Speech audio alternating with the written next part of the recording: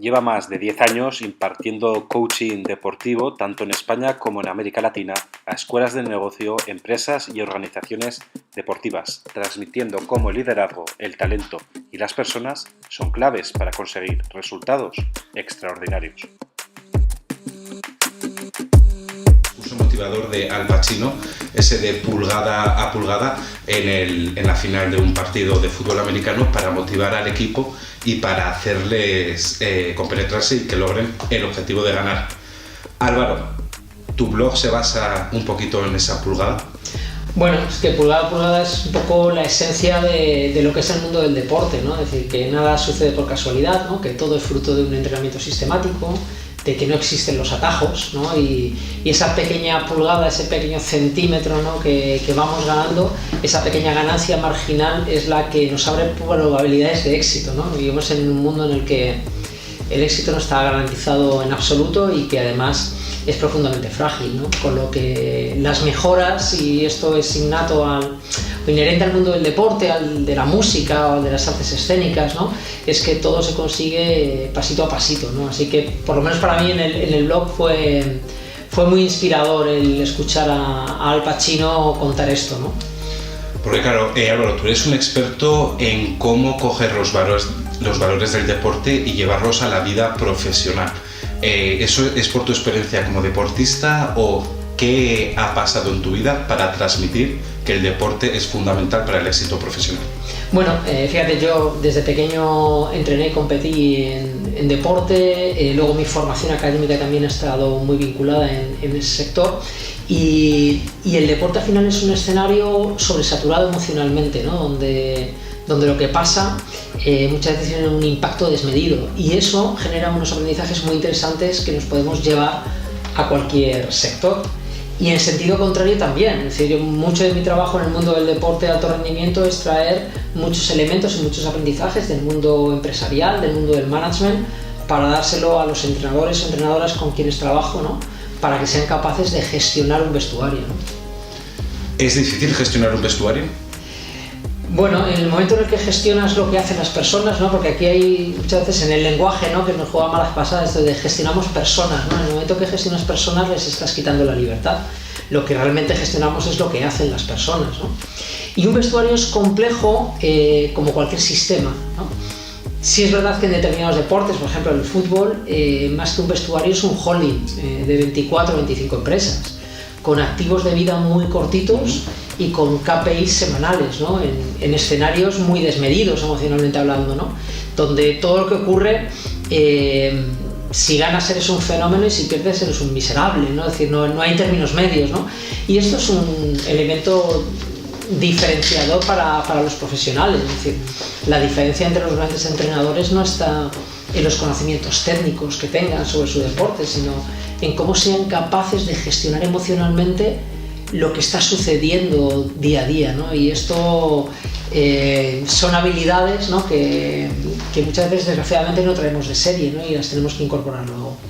¿Y en qué momento de la historia, por ejemplo, en el fútbol, que es el deporte que, por ejemplo, en España creo que ya es el 1% del PIB, en qué momento se dan cuenta que los profesionales tienen que estar gestionados de una diferente forma? Es decir, ¿en qué momento pasa el fútbol de ser un deporte de entretenimiento a ser un ente empresarial y que haya que gestionarlo como una empresa? Bueno, yo creo que son las últimas décadas, ¿no? Pero fíjate que, por ejemplo, el Bernabéu, como los grandes escenarios deportivos, se abrían una vez cada 15 días.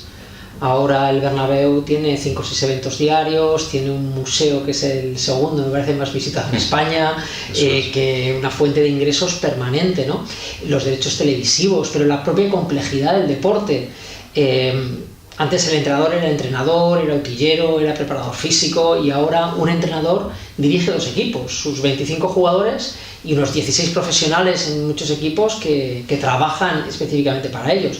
Y eso aumenta la complejidad de la tarea del entrenador, ¿no? Y lógicamente eso hace que en su toolkit tenga que incorporar otras cosas, ¿no? Trabajando con algunos entrenadores que fueron deportistas, ¿no? Me decían, es que el entrenador nunca habló conmigo cuando era jugador, one to one, ¿no? Y ahora este es un elemento absolutamente clave, tener que hablar con tus 25 jugadores, que además en muchos casos ellos siempre tienen la misma edad, pero tú como entrenador cada año tienes uno más. Y al final hay un gap también generacional que tú tienes que gestionar, ¿no? Porque el deportista se mantiene entre los 20 y los 30, ¿no? Por dar una década, ¿no? Pero cada vez el entrenador es más mayor, entra nueva tecnología, trabajo con muchos árbitros de fútbol y la llegada del videoarbitraje ha cambiado su profesión. A nivel de comunicación, cuando llegó el pinganillo, exactamente igual. Tuvieron que generar códigos de comunicación para entenderse a 170 pulsaciones por minuto, durante 90 minutos, corriendo 10 kilómetros y teniendo que tomar decisiones, ¿no? Entonces, esa tecnología también ha cambiado, ¿no? Esa forma de comunicarse en un partido. Las decisiones bajo presión, que en el mundo empresarial son muchísimas, pero incluso en el ámbito personal también. ¿Nos puedes poner algún ejemplo de qué podemos extraer del deporte para mejorar nuestra capacidad de realizar cosas bajo presión? Bueno, yo creo que pocos escenarios nos pueden enseñar más que el deporte de alta competición. Tú piensas que hay deportistas que entrenan 4 años para que un día, 1 hora, en menos de 10 segundos se jueguen todo su trabajo, ¿no? Un árbitro tiene que estar tomando decisiones y además no tiene espacio si se equivoca a salir a tomar un poco de agua y decir a ver cómo salgo de esta, ¿no? La propia tecnología les pone el error delante, ¿no? Muchos equipos trabajan esto porque al final para llegar a la élite lo que más se te va a valorar es el acierto en la toma de decisiones, no el tomar decisiones. Esto es un commodity ya, ¿no? Quien no sabe tomar decisiones no puede estar ahí, ¿no? Y al final es el acierto. Los All Blacks, por ejemplo, hablan de las cabezas azules, ¿no? Es decir, una de las claves para aumentar la probabilidad de acierto en una toma de decisión tiene que ver con la regulación emocional, es decir, mantener la calma en situaciones muy complejas. Porque mantener la calma y regularte emocionalmente bien lo que te permite es ver todas las alternativas, los riesgos y los beneficios y te aumenta la probabilidad de acierto, ¿no? Una cabeza roja, como ellos dicen, es una cabeza desregulada, es una cabeza que se dispara a la mínima y hay situaciones de muchísima tensión, ¿no? Con lo que es un aspecto que en el mundo del deporte hay que trabajar permanentemente, que tiene que ver mucho también con la atención, ¿no? Es decir, no estamos en la era de la gestión del tiempo, estamos en la era de la gestión de la atención, ¿no?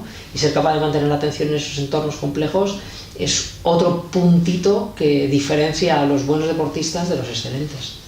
Diferenciar a los buenos deportistas de los excelentes, la gestión de la atención y de la competición, porque muchas veces hay gente, bueno, que dice que el deporte es muy bueno, pero que ese nivel competitivo puede hacer que los niños que practican el deporte pues crezcan en valores que igual no son tan positivos.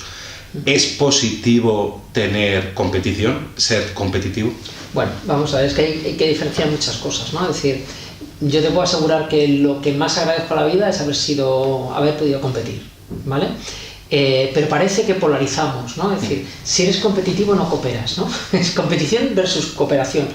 Yo he competido y soy la persona más cooperativa del mundo, es decir, ¿por qué tenemos que llevarlos a puntos antagónicos, ¿no? Hay que distinguir también el concepto de ganar y vencer, ¿vale? Y luego entender que el deporte de élite tampoco es saludable.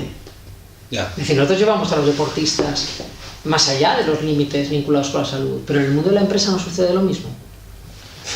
Estamos exactamente lo mismo, es decir, pensamos que los que no llevan vidas saludables son los deportistas de élite, que luego cuando se retiren sus cuerpos no les permitirán hacer una vida normal, pero en el mundo de las empresas, a nivel de alta dirección, tampoco llevamos vidas saludables, ¿no? Entonces, cuando mezclamos la alta competición y el deporte educativo y el aprendizaje, yo creo que hay valores, ¿no? Es decir, hay valores que son inherentes al deporte, pero a cualquier otra arte escénica, la música, es decir, que tienen que ver con la disciplina, con la superación, con el trabajo bajo presión, con la gestión de expectativas. Maravilloso. Ahora bien, podemos enfocar mal cuando, por ejemplo, queremos un campeón del mundo con 15 años, cuando queremos acelerar los procesos, ¿no? Pero esto pasa en cualquier otro sector. Vas a una guardería y hay padres que piden clases extraescolares de chino. Estamos locos. Claro. Estamos locos, ¿no? Si habrá tecnología que nos permita a uno hablar en serbo-croata y a otro entenderle en filipino. Es decir, lo importante es cómo luego vamos a gestionar emocionalmente las situaciones y con las personas con las que vamos a trabajar dentro de 25 años. Es decir, A veces volvemos a repetir muchos errores de los que nos quejábamos de generaciones anteriores, ¿no? Simplemente ahora le metemos la tecnología y la usamos mal, ¿no? ¿Falta gestión emocional en el mundo de la empresa? Falta humanizar, falta, entender para mí una pregunta clave, y es ¿quién nos ha metido en la cabeza que para conseguir que alguien produzca más hay que tratarle mal? Es decir, a mí me entran muchas más ganas de colaborar cuando me tratan bien, con mucha exigencia, pero con mucho respeto. Vinculamos la exigencia con maltratar a la gente y nos pasa lo que nos pasa, ¿no? Es decir, la gestión emocional, lo que pasa es que desde mi punto de vista se ha tratado como algo esotérico, como algo blandito, como algo femenino, ¿no? Sí, como una María en una carrera universitaria, ¿no? Exactamente, ¿no? Cuando es un factor absolutamente clave. Inteligencia emocional habla más de inteligencia que de gestionar emociones, habla de ser cada vez más inteligente, de dar mejores respuestas ante las situaciones, de relacionarte adecuadamente con gente con la que es difícil entenderte. Cuando hablamos de comunicación, la clave no está en el hecho de entenderte con quien más o menos piensa como tú, sino con ser capaz de entenderte con quien piensa diametralmente opuesto. Esto está la dificultad. Lo otro no requiere mucho entrenamiento. La oratoria requiere un entrenamiento técnico, pero entendernos con personas que piensan muy diferente, esto no es tan sencillo, ¿no? Claro, porque necesitas generar una empatía. ¿Cómo se genera empatía entre diferentes compañeros de un equipo?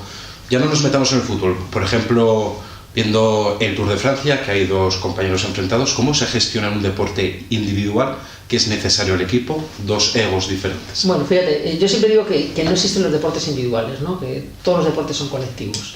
Solo que hay determinados deportes que tienen una performance individual, ¿no? Pero para que Rafa Nadal pueda competir, hay un trabajo en equipo detrás, ¿no?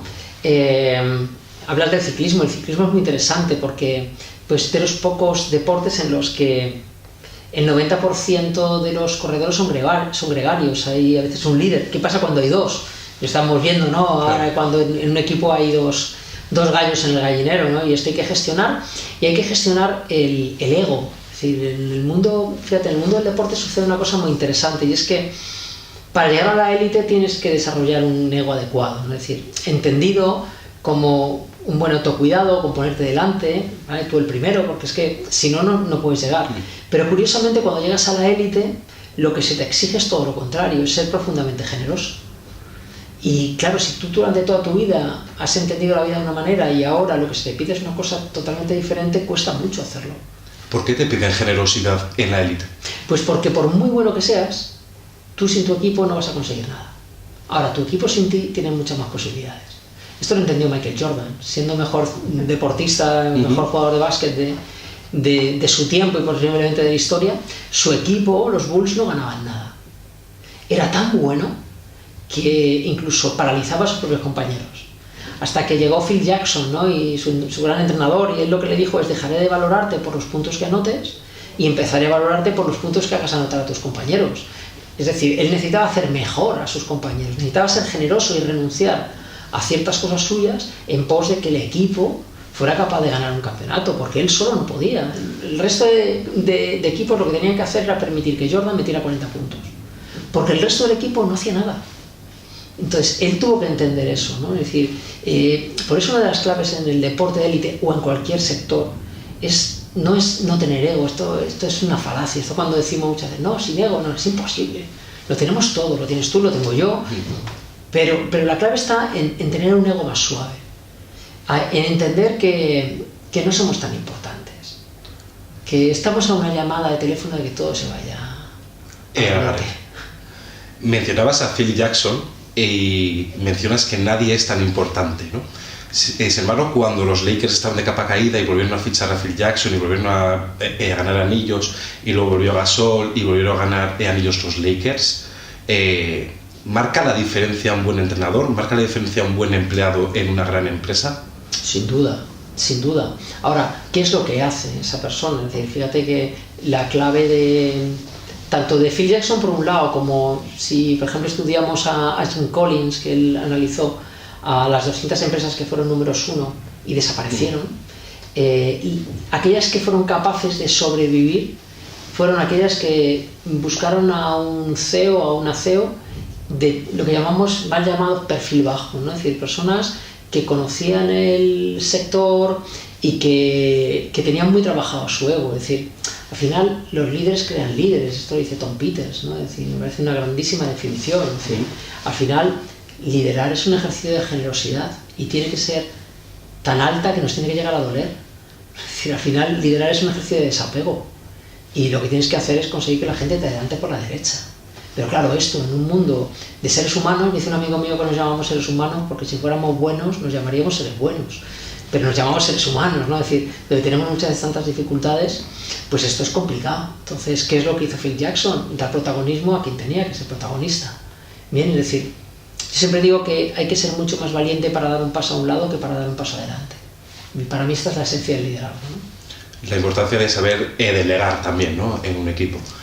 Yo te menciono el ciclismo porque es mi gran pasión y yo siempre utilizo en mis clases una metáfora que es una foto del Tour de Francia de cómo un todocampeón del mundo, Michael Katowski, tira, o sea, trabaja, hace de gregario para que otro compañero gane.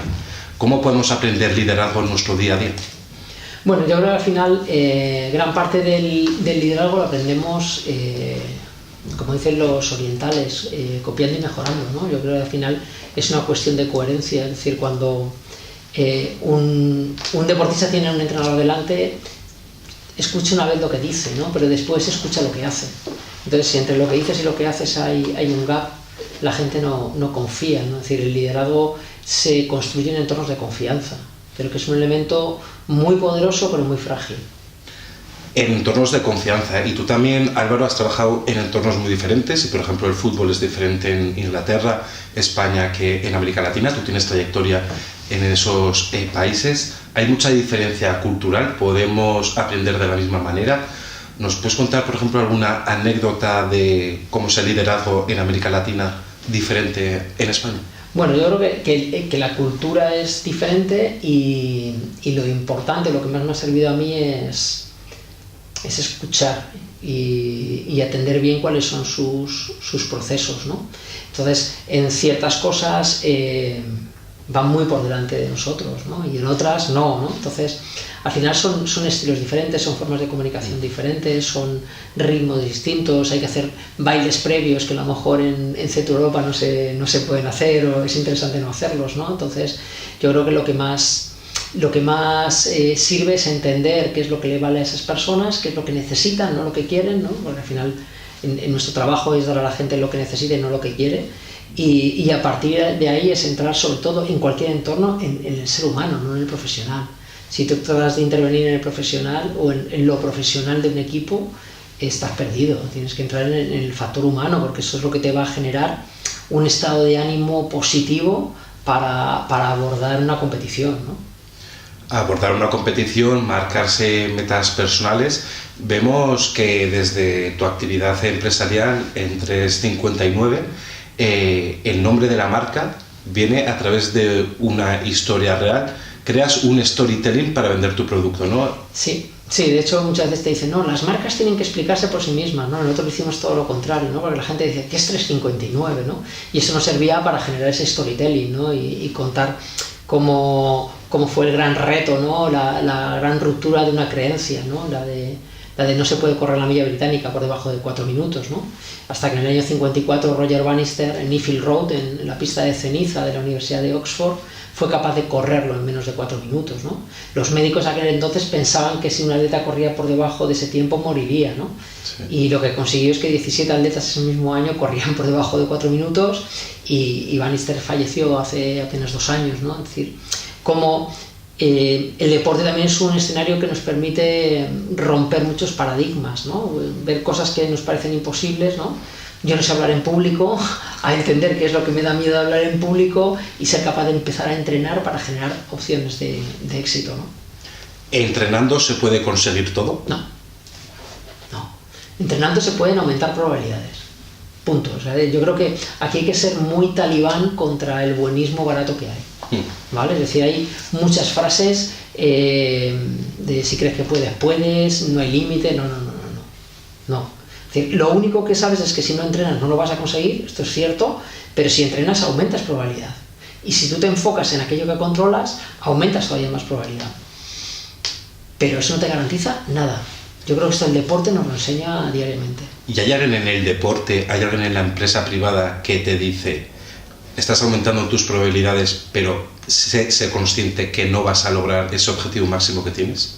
Bueno, yo creo que para gustos, colores y opiniones las vas a escuchar siempre, ¿no? Es decir, el tema es, y esto es desarrollar el suficiente pensamiento y espíritu crítico para cuestionar las cosas, ¿no? Es decir, yo creo que todos desde el burladero vamos a decir cosas y cuando damos un feedback, ese feedback ya sabemos que habla más de nosotros que de quien lo recibe y vamos a escuchar un montón de mensajes, ¿no? Ahora, ¿tenemos la capacidad suficiente para cuestionarlo?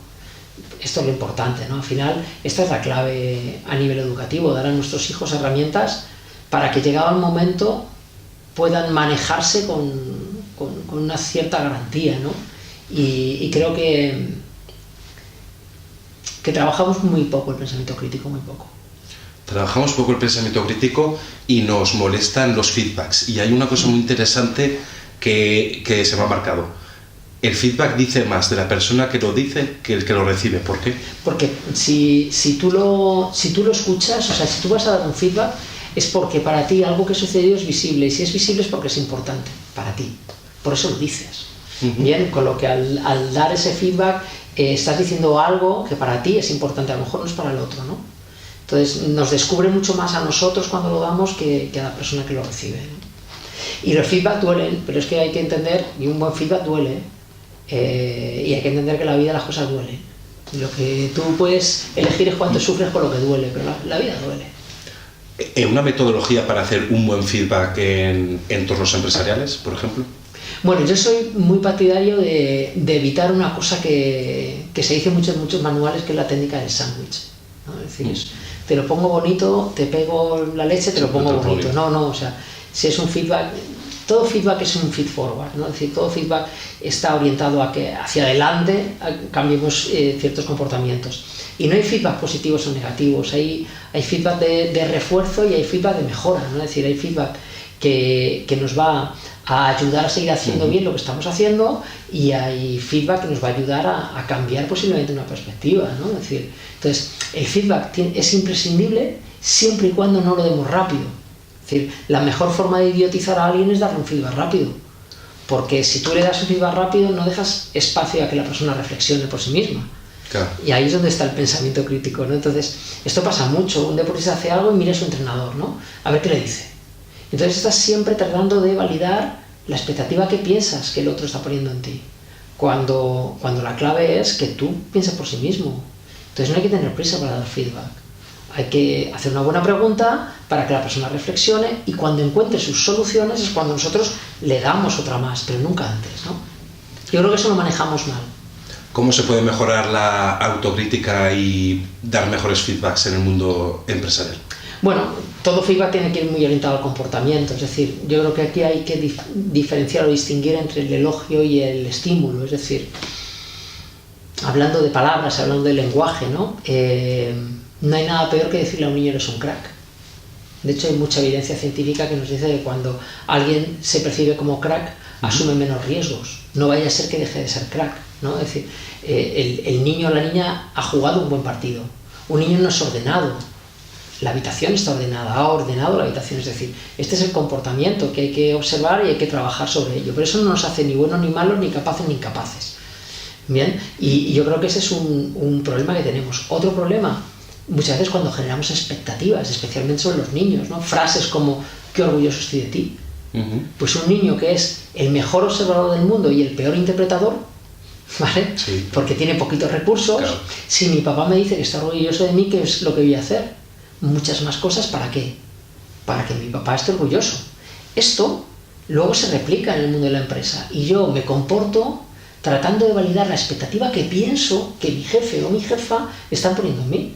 Cuando la frase, en lugar de ser qué orgulloso estoy de ti, debería de ser qué orgulloso debes de estar de lo que has hecho. Es decir, que cada persona responda a su propia expectativa. Bien, y ese manejo del lenguaje, vosotros lo sabéis muy bien, es absolutamente clave para crear un escenario u otro, ¿no? Hablando de lenguaje, el año pasado fuiste uno de los blogs más visitados y premiado. ¿Tienes algún secreto para transmitir mediante las letras todos estos conocimientos? Bueno, a mí siempre me gusta decir que si yo tengo algún talento es conectar bien con la gente y contar las cosas de forma sencilla. Bien, y el blog fue una experiencia precisamente para desarrollar mi habilidad de comunicación escrita, ¿no? Entonces dices, bueno, pues oralmente me manejo tal, pero el escenario de la comunicación escrita pues lo quería desarrollar. Y ese fue el estímulo que me lanzó a empezar por ahí, ¿no? Como un camino, no como una meta. No, como un camino, incluso con muchas dudas, ¿eh? Yo decía, bueno, esto no lo voy a continuar demasiado en el tiempo, ¿no? Y al final incluso ha sido fruto de un libro, ¿no? Ahora lo tengo más paradito porque voy a empezar con otros proyectos, pero al final es un escenario donde yo coloco muchas reflexiones, ¿no? Te dice Internet que tienen que tener determinada extensión para que los buscadores a mí me da igual. Yo escribo lo que entra en un folio, cada reflexión es lo que entra en un folio y es lo que me gusta tratar, ¿no? Es decir, bueno, pues marcar un poco mi estilo al hacerlo, pero conceptos que muchas veces trato de colocarlos desde perspectivas distintas, ¿no? Para que la gente reflexione. Yo creo que todo lo que hacemos tiene que generar más dudas que certezas, ¿no? Generar dudas que certezas para ir reflexionando, para ir mejorando nuestra actitud crítica, pulgada a pulgada, ¿no? Decíamos al principio que es un discurso, el de Al Pacino, muy bueno para aprender gestión de equipos y motivación, pero también para aprender a hablar en público por la estructura de oratoria que tiene. Álvaro, si nos tuvieras que dar 3 consejos para comunicar mejor en tu experiencia deportiva, profesional, como conferencista, etcétera, ¿qué nos recomendarías? Bueno, yo te cuento lo que a mí me sirve, ¿no? Yo creo que esto le puede servir a otros. Yo creo que estas cosas son personales e intransferibles. ¿A mí qué me sirve? Primero, conectar con la gente, ¿vale? Es decir, es esa conexión emocional. Creo que es clave. Luego, no ser categórico. Soy muy contrario a todo el que convierte un discurso en una arenga con grandes verdades, incluso utilizando un lenguaje a veces soez. Creo que no es necesario, ¿vale? Y sobre todo, para mí el resultado final de una charla es cuando la gente me dice, me voy con más dudas de las que entraba, lo que pensaba que hacía bien creo que no lo hago mal, lo que hacía mal creo que lo estoy haciendo bien. Es decir, y siempre les digo que no se crean nada, ¿no? Es decir, que lo cuestionen. Yo creo que nos dedicamos a comunicar, y sobre todo a comunicar en el ámbito de las habilidades, ¿no? Tenemos que tener esto en cuenta. Yo creo que muchas veces podemos llegar a convertir una charla en un club de la comedia, y yo por lo menos estoy muy alejado de esto, si bien es cierto que otro elemento clave que a mí funciona es el sentido del humor, pero yo creo que el sentido del humor no significa ser divertido gracias a cargar contra una persona, ¿no? Es decir, quien habla de los negativos o los necios o los tontos o los... está muy bien, pero nunca eres tú, ¿no? Claro. Entonces yo creo que hay que ser... En esto me gusta ser mucho más elegante en la forma de transmitirlo, ¿no? Ser elegante a la hora de transmitir esa forma del humor, también dar la posibilidad a ser cuestionado, porque no hay que ser categórico y sobre todo que hay que conectar con la gente. No creo que seas categórico, pero para finalizar la entrevista, ¿habría algún deportista, alguna deportista que fuera la metáfora perfecta de lo que nos has contado hoy? Bueno, hay tantos, ¿no? Yo creo que podemos caer en los de siempre, pero creo que hay que ponerse en valor, ¿no? Un Rafa Nadal, un Pau Gasol, pero hay entrenadores también y entrenadoras maravillosas, ¿no? En la forma de hacer su trabajo. Yo trabajo mucho con Víctor Sánchez del Amo, que ahora mismo está entrenando al Málaga. Es un entrenador que ha entendido esto maravillosamente bien y cómo genera estos espacios de comunicación con sus deportistas. Trabajo con muchos árbitros de fútbol, que son un ejemplo maravilloso para tomar decisiones, ¿no? Hay tantos ahí, y sobre todo muchos equipos. Yo creo que tenemos ejemplos de equipos, por ejemplo, el equipo de sincro femenino es otro ejemplo maravilloso. Es decir, tenemos tantos ejemplos pero del deporte, como de las artes escénicas, como de la música, en los que podemos inspirarnos para incorporar pequeñas cosas que podamos transferir a nuestro día a día, ¿no? Copiar y mejorar, eso no lo dicen los orientales, esa es la base del aprendizaje, ¿no? Pues Álvaro, muchísimas gracias. Un placer.